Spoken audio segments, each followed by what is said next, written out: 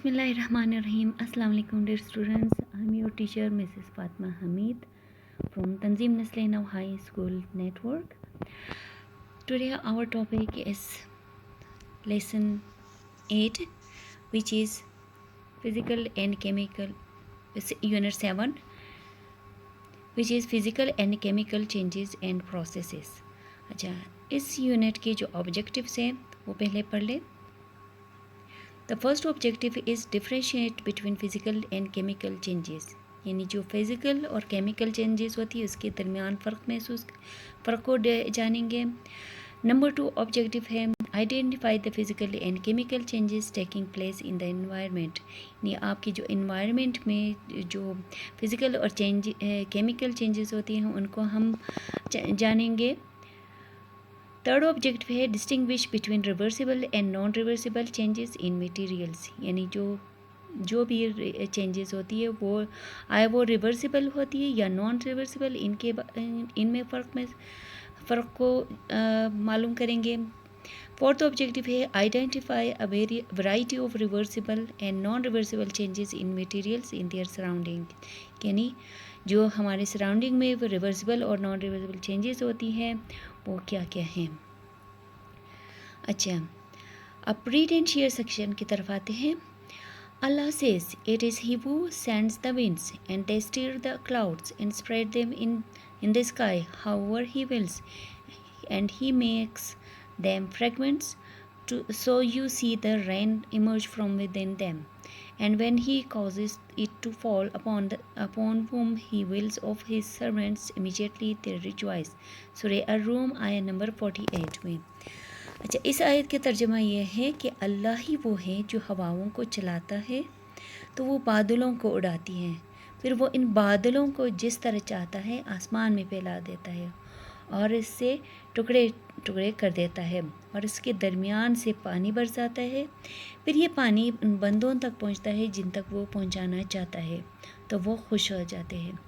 अच्छा, इन आयात को आप तक पहुंचाने का मकसद ये है कि आप कुरान मजीद की तालीमात पर गौर करें, क्योंकि इसमें अल्लाह ताला ने बहुत से इल्म के ज़खायर छुपाया हुआ है जिनको जानकर हम अपनी ज़िंदगी को बेहतर बना सकते हैं.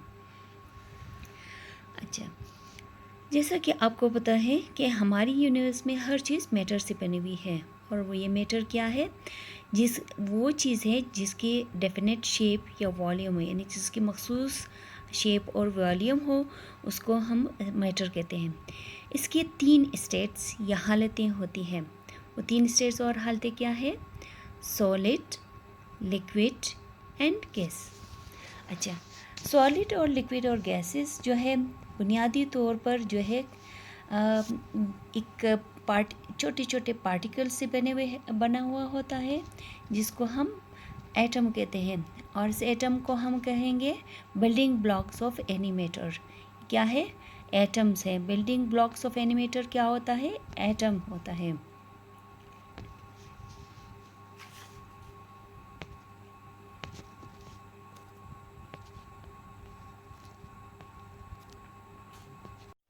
एटम की जो मूवमेंट है वो आप इस वीडियो में देख सकते हैं कि ये एक सॉलिड मैटर है और इसमें एटम की मूवमेंट मैं आपको दिखा रही हूँ. Here atoms are tightly packed, यानी बहुत मजबूती से एक दूसरे के साथ जुड़ा हुआ है. They only have to and fro motions. To and fro motion का मतलब कि ये सिर्फ अपनी जगह से थोड़ी सी इधर से उधर मूवमेंट करती है. They can not leave their place which is why solids have fixed shapes and definite volumes. जैसे कि आप देख रहे हैं कि ये थोड़ी सी हल्की से इधर से उधर मूवमेंट कर रही है लेकिन अपनी जगह नहीं छोड़ रही है, इसलिए तो सॉलिड्स की जो है शेप और वॉल्यूम सेम रहती है. लिक्विड्स में एटम्स की मूवमेंट को आप देख सकते हैं कि यहाँ पर एटम्स फ्रीली जो है मूव कर रहा है. ये क्यों कर रहे हैं? क्योंकि दोनों के दरमियान एटम्स जो है डिस्टेंस ज़्यादा है, इसलिए वो आसानी से इधर से उधर मूव कर रहा है. अच्छा, in liquids atoms are not so close, they are free to move past each other, but they cannot leave their containers in which they are placed. Because of these, liquids have fixed volumes, but their shapes changes with containers. Atoms in gases are free to move everywhere. अच्छा, atom ये liquids की मालिक atoms है, ये जहाँ atoms जो है freely तो मूव कर रहा है, लेकिन आप देख सकते हैं कि यहाँ पर जो है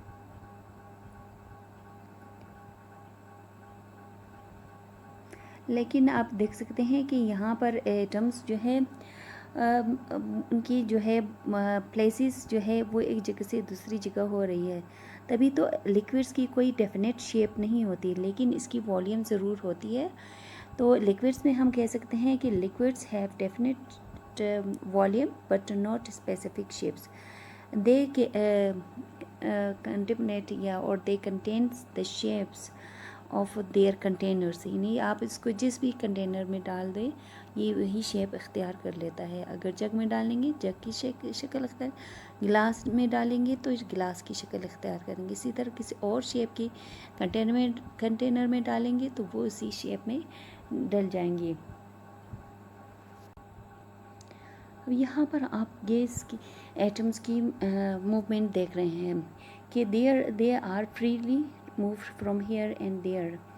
They have a lot of space between them. जैसे कि देख रहे हैं कि इनके दरमियान का जो फासला है बहुत ज़्यादा है। Therefore the gases do not have fixed volumes or shapes. इसीलिए तो गैसेस की ना कोई शेप्स होती है और ना ही वॉल्यूम्स होती है। जब हम फिज़िकल और केमिकल चेंजेस की बात करते हैं तो आप को इन दोनों में एक चीज़ साफ और वाज़े तौर पर नज़र आती है कि फ़िज़िकल चेंजेस में जो है रिएक्शन जो है वो रिवर्सिबल है, और जबकि केमिकल चेंजेस में वो इरिवर्सिबल है। रिवर्सिबल और इरिवर्सिबल का मतलब ये है कि जो है अब वो दोबारा चेंज हो सकती है या चेंज नहीं हो सकती है। यानी अगर ये रूटन एप्पल को आप देख लें, इससे इस अंदाज़ा लगा लें कि जब कोई एप्पल या जो कोई भी फ्रूट या वेजिटेबल वगैरह हो, अगर वो गल सड़ जाए तो आप उसको दोबारा चेंज नहीं कर सकते हो, दोबारा फ्रेश नहीं बना सकते हो। तो इसका मतलब क्या हुआ कि इसमें कोई इरिवर्सिबल चेंजेस हो गई है। तो इस इरिवर्सिबल चेंजेस को हम केमिकल चेंज का नाम देते हैं, यानी इसके अंदर जो इसकी जो कंपोजिशन है, यानी इसकी जो अंदर की जो साख्त है, यानी इसके एटम और मॉलिक्यूल्स के दरमियान वो उसमें तब्दीली आ गई है, जिसकी वजह से अब ये एक नई चीज़ बन गई, एक गला सड़ा हुआ एप्पल बन गया है या रूटन एप्पल बन गया है। लेकिन अगर आप किसी कागज़ के छोटे छोटे टुकड़े लें, जैसे कि श्रेडिंग ऑफ पेपर्स होती है, अगर आप इसको देख लें तो ये तो ऐसे तो होती ही है कागज़, लेकिन अब इसकी शेप और साइज़ में चेंज आ गई है। यानी ये इसमें कोई दूसरी चेंजेस नहीं आ गई, लेकिन सिर्फ इसके शेप और साइज़ में फ़र्क होने की वजह से अब इसमें चेंजेस आ गई है। तो इस किस्म की चेंजेस को हम रिवर्सिबल चेंजेस कहेंगे या फिज़िकल चेंजेस कहेंगे।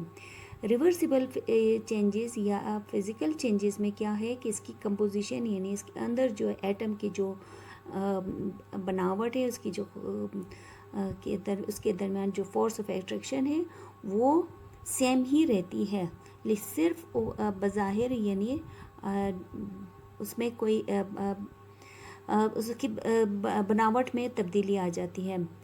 इसी तरह अगर आप श्रेडेड कागज़ को किसी प्रोसीजर में डालेंगे तो ये दोबारा वही कागज़ आपको प्लेन कागज़ में मिलेंगे। इसी तरह आप अगर क्रम्बल पेपर ले लें, यानी किसी कागज़ को तोड़ मरोड़ के इसको मरोड़ के आप रख दें, तब भी ये कागज़ ही रहेंगे। बेशक इसकी शक्ल में चेंजेस आ गई, लेकिन ये कागज़। अच्छा, ये तो हो गई स्टेट्स ऑफ मैटर, यानी पहले सॉलिड था, फिर लिक्विड बन गया और फिर गैसेस में चेंज हो गया। अब हम बात करेंगे कि फिज़िकल चेंजेस क्या होती हैं। Physical changes any change in the size, shape, colour, texture, order or any other physical states of matter is called a physical change. यानी किसी भी चीज़ की जो साइज़, शेप, कलर या इसकी टेक्सचर का मतलब उसकी सॉफ्टनेस या हार्डनेस में फ़र्क आ जाए, उसको हम फिज़िकल चेंज कहेंगे। इसी तरह उसकी स्मेल में, यानी उसकी स्मेल कैसी होंगी, ये भी इसके फ़िज़िकल चेंजेस में हो जाएंगे। अच्छा, इस तरह की चीज़ें को हम फिज़िकल चेंज कहेंगे। In a physical change matter changes its form only but its chemical composition remains the same। ये बात है कि इसके अंदर जो है कंपोजिशन जो है ऑफ एटम वो सेम रहती है। Melting of an ice cubes, crumbling of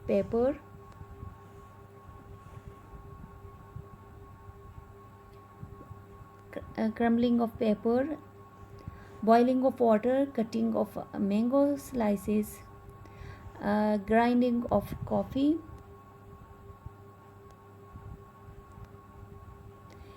into a powder are some example of physical changes। In a physical changes, no new substances are formed। अच्छा, यहाँ पर जो है फिज़िकल चेंजेस एक और खसूसियत है कि ये रिवर्सिबल और टेम्परेरी चेंजेस होती है। It means original matter can be recovered in physical changes, यानी जो इसकी असल हालत में आप उसको दोबारा ले आ सकते हो। For example, if we cool water it will change into ice, but if you provide heat to ice it will melt and changes to water again। यानी अगर आपके कोई भी पानी को आप फ्रीज़ कर देंगे तो वो आइस में चेंज हो जाएंगे, और जब आइस को हीट पहुंचाएंगे तो वो मेल्ट हो जाएगा, मेल्ट होकर वो फिर पानी से में चेंज हो जाएगा। इसलिए अब फिज़िकल चेंजेस जो है वो किस तरह से होती है, वो बेसिकली 4 प्रोसेस के ज़रिए होती है। 4 प्रोसेस क्या है? Melting, freezing, boiling and condensation. क्या है? Melting, freezing, boiling and condensation. Melting में क्या है, जैसे ये आइस क्यूब है, ये मेल्ट हो रहा है, तो जब ये इसको टेम्परेचर मिल रही है तो ये मेल्ट हो गए पानी में चेंज हो जाएगा, तो इसको हम मेल्टिंग कहेंगे। फ्रीजिंग में क्या है कि इसी पानी को जब फ्रीज़र में रखा जाता है तो वो आइस क्यूब में चेंज हो जाता है। बॉइलिंग में क्या है, जैसे पानी को आप बॉयल करेंगे तो वो एक पॉइंट पर ऐसा आएगा कि ये जो है गैस में चेंज हो जाएंगे। और कंडेंसेशन क्या है, कंडेंसेशन में क्या है कि गैस जो है यानी आप उसको ठंडा करेंगे गैस को तो वो वापस लिक्विड में चेंज हो जाता है। ये सब फिज़िकल चेंजेस के प्रोसेस होते हैं।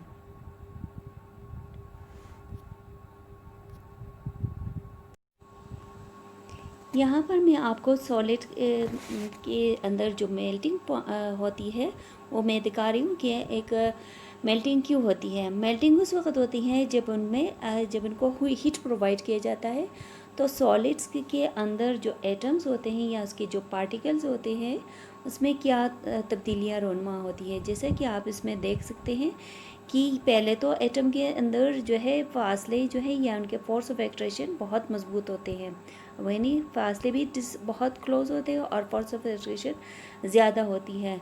लेकिन जब इनको हीट प्रोवाइड किया जाता है तो इनमें एक एनर्जी आ जाती है और ये ज़्यादा फास्टली जो है एक दूसरे से इनमें वाइब्रेशन आ जाती है और इनके दरमियान का फासला भी बढ़ जाता है।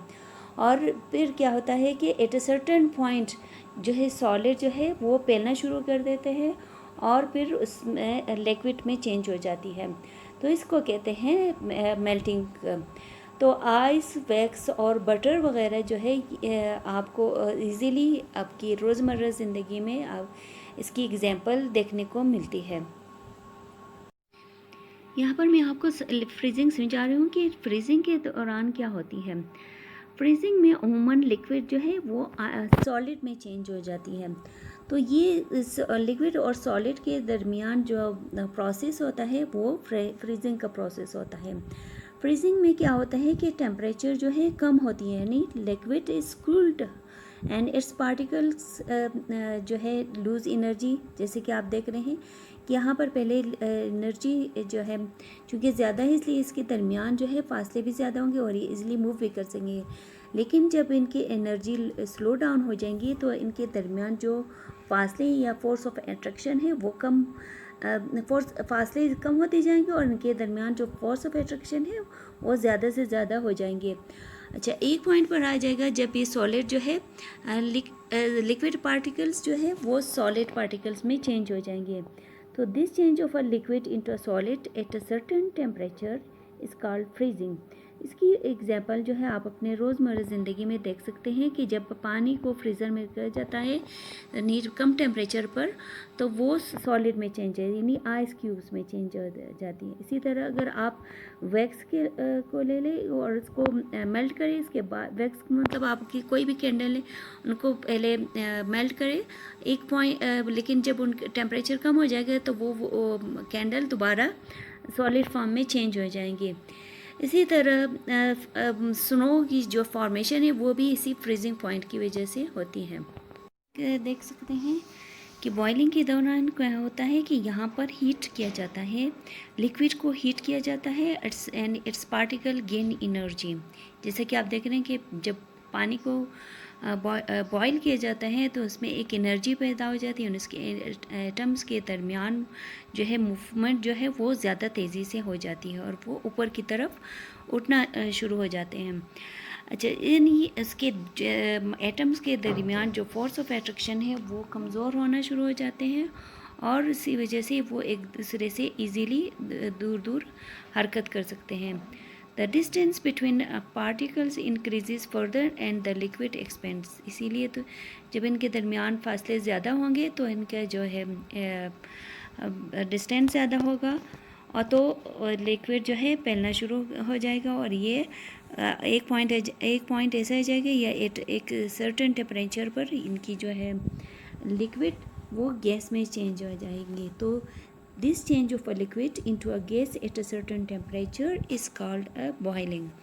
तो बॉइलिंग की एग्जांपल जो है, जैसे आप रोज़ आप देख सकते हैं कि जब घरों में पानी उबाला जाता है तो उस वक़्त वो एक पॉइंट पर बॉइलिंग में चेंज हो जाती है। बॉइलिंग के दौरान स्टीम पैदा होती है। इसी तरह जब टी में से भी आप देख सकते हैं कि जब स्टीम निकल रही हो तो इसका मतलब है वो एक बॉइलिंग पॉइंट पर आकर वो स्टीम में चेंज हो रही है। बॉइलिंग के बाद कंडेंसेशन आती है। कंडेंसेशन में क्या होता है कि गैस पार्टिकल्स को कूल डाउन किया जाता है, जिसके नतीजे में उनके पार्टिकल्स के दरमियान जो है एनर्जी वो कम होती जाती है और उनके दरमियान जो फोर्स ऑफ अट्रैक्शन है वो बढ़ती जाती है या और उसके दरमियान डिस्टेंस भी ज़्यादा कम होती जाती है। तो इस तरह जो है गैस जो है वो लिक्विड में चेंज होना शुरू हो जाती है। इसकी एग्जांपल जो है वो आप से भी देख सकते हो कि जो शबनम के क़तरे सुबह सुबह पत्तों और फूलों पर बनते हैं वो कंडेंसेशन एक एग्जांपल होती है। इसी तरह जो कोल्ड ड्रिंक वगैरह जिसको आप किसी फ्रीज़र से निकाल दो कुछ अर्से बाद उस पर पानी के क़तरे नज़र आएंगे, ये भी कंडेंसेशन की एग्जांपल है। केमिकल चेंजेस क्या होती है? Chemical change in the form and composition of matter is called a chemical change. In a chemical change, one or more new substances with different compositions are formed. Chemical change में के दौरान क्या होती है कि बाकायदा उस चीज़ के बिल्कुल टेक्सचर ही चेंज हो जाएंगे, उसके फॉर्म और कंपोजिशन में चेंजेस आ जाएंगे, यानी उसके अंदर जो एटम के जो मालिक अरेंजमेंट है उसमें तब्दीली आ जाएंगे। तो इसको हम केमिकल चेंज कहेंगे और इस केमिकल चेंज के नतीजे में क्या होती है कि न्यू सब्सटेंसेस प्रोड्यूस होती है। जैसे कि आप बेकिंग केक ले लें। बेकिंग केक को अगर आप इसके ओरिजिनल कंपोनेंट्स में चेंज करना चाहें तो आप नहीं कर सकते। जैसे ये किस चीज़ से बना है, मैदे से, एग से और शुगर वगैरह से, इसी तरह चॉकलेट वगैरह से। लेकिन अगर अब ये केक बन गया तो वापस ये शुगर, मैदा, एग और चॉकलेट वगैरह में चेंज नहीं हो सकता है। इसी तरह इसकी एक और एग्जांपल है रस्टिंग नेल। रस्टिंग नेल यानी जो कोई भी आयरन की चीज़ हो, अगर उसको जंग लग जाए तो वो वापस जो है ये जंग जो है आयरन में चेंज नहीं होगा। इसी तरह सौर मिल्क है। सौर मिल्क को अगर आप यानी दूध जब पड़ जाती हैं तो उसको हम कहेंगे सौर मिल्क। यानी सौर मिल्क अब दोबारा अब फ्रेश मिल्क में कन्वर्ट नहीं हो सकती है।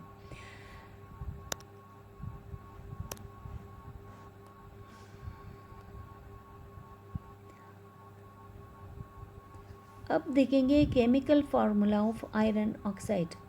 आयरन ऑक्साइड की जो है फार्मूला क्या है कि पहले तो ये ही कहेंगे कि केमिकल चेंजेस क्या है कि इरिवर्सिबल है, इसमें कोई चेंजेस के बाद दोबारा अपनी ओरिजिनल फॉर्म में नहीं आ सकती है।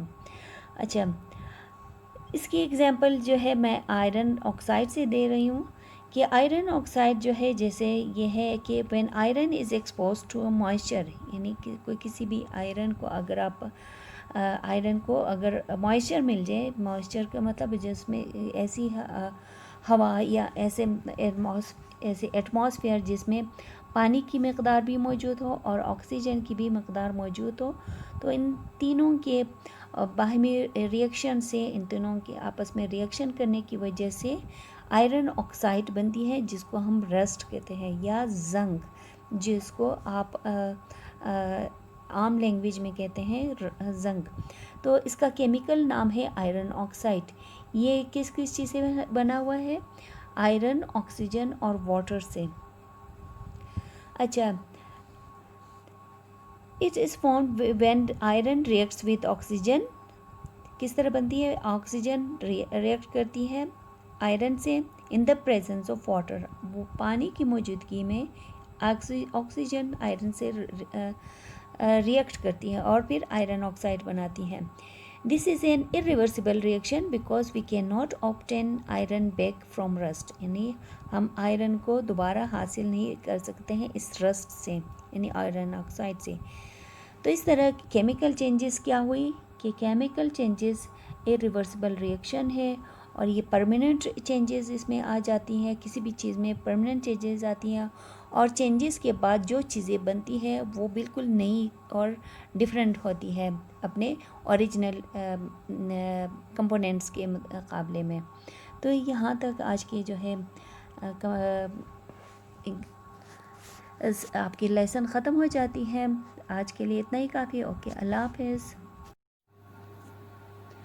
केमिकल चेंजेस की एक एग्जांपल आपको इस जिंक ज़दा या जिंक ज़दा चाकू से या इस नट से नहीं दिखा सकती हूँ। जैसे कि आप देख रहे हैं कि इस चाकू को पूरी तरह से जंग लग चुका है और ये इस चाकू को जंग नहीं लगा है। ये क्यों है? क्योंकि जब भी चाकू जो है किसी नमी जगह पर रहते हैं या किसी ह्यूमिड एयर या टेम्परेचर ऐसे फ़िज़ा में रहते हैं जहाँ पर नमी मौजूद हो, तो वहाँ पर जो है ये आयरन जो है उस नमी से या उस हवा में मौजूद वाटर वेपर से केमिकल रिएक्शन करके जिंक में चेंज हो जाती है। तो इसलिए ये इसकी एक केमिकल रिएक्शन हो जाती है और ये इसमें परमानेंट चेंजिंग आ जाती है। इसी तरह आप इस नट को भी देख सकते हैं कि ये नेट जो है अभी पार्शली जो है इसको जंग लग गया है और इसको कम्प्लीटली जंग लग गया है।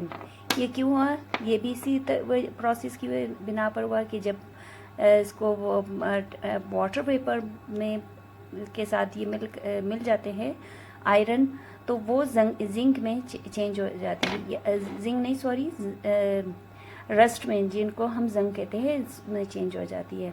तो ये एक एग्जांपल होगी। इसकी दूसरी एग्जांपल जो है आपको मैं इस लकड़ी से दे सकती हूँ कि जब ये लकड़ी साबित हालत में होती है, यानी जब इसको टेम्परेचर नहीं लगता, यानी आग में नहीं पड़ती है, तो ये इस फॉर्म में हो जाती है। लेकिन जब इसको आग में डालेंगे तो जलने के बाद जो है ये कोयले की शक्ल में चेंज हो जाती है, यानी इसके अंदर जो है इसकी केमिकल कंपोजिशन उसमें चेंजिंग हो जाती है। अब ये कोयला बन गई है, लकड़ी से चेंज होके कोयले में कन्वर्ट हो गई है। लेकिन अब इसको आप रिवर्सिबल नहीं कहेंगे, क्योंकि अब आप किसी भी तरह से इस लकड़ी के कोयले को वापस उसी लकड़ी की शक्ल में नहीं ला सकते हो।